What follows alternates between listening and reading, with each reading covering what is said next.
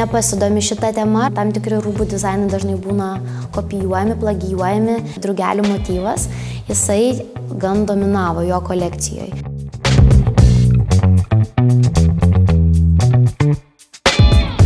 Kai kurie žmonės galvoja, kad jeigu aš sukūriau, aš pradėjau, tai man tai ir priklauso.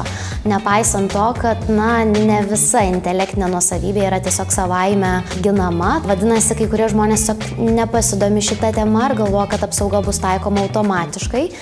Kitas dalykas, kartais būna pradeda dalinti savo idėjomis ir planais anksčiau laiko, negu visa galbūt veikla ir verslas įsivystė.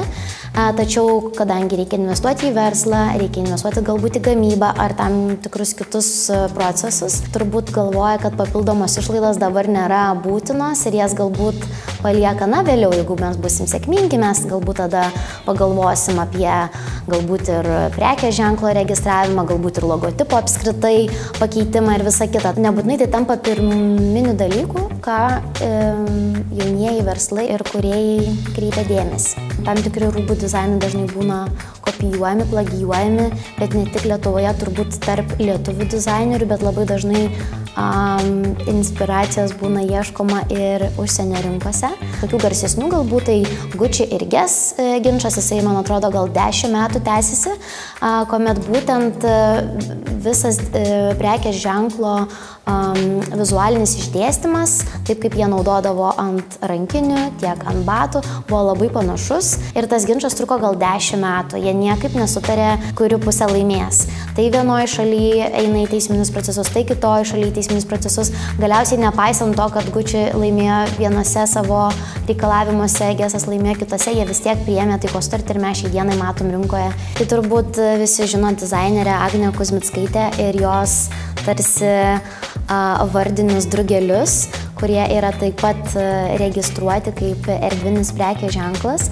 Ir prieš turbūt kokius 7 ar 6 metus buvo incidentas su kitu dizaineriu, kuris, iš esmės panašią kolekciją buvo sukūręs kaip ir Agnė.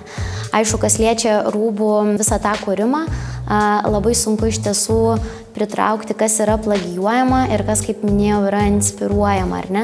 Tai taip, dizaineris iš esmės save ir bandė apginti, kad patys rūbai iš esmės nėra identiški, bet tas pats drugelių motyvas, jisai gan dominavo jo kolekcijoje. Visų pirma, intelektinę nuosavybę apsaugoti yra be galo svarbu visiems verslam.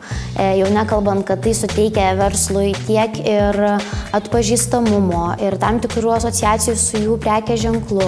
Taip pat suteikia kreditingumo pačiam prekės ženklus, atrodo daug rimtesnis, svaresnis, kadangi jisai nėra tiesiog rinkos žaidėjas, jisai yra jau registruotas rinkos žaidėjas ir jisai save išskiria.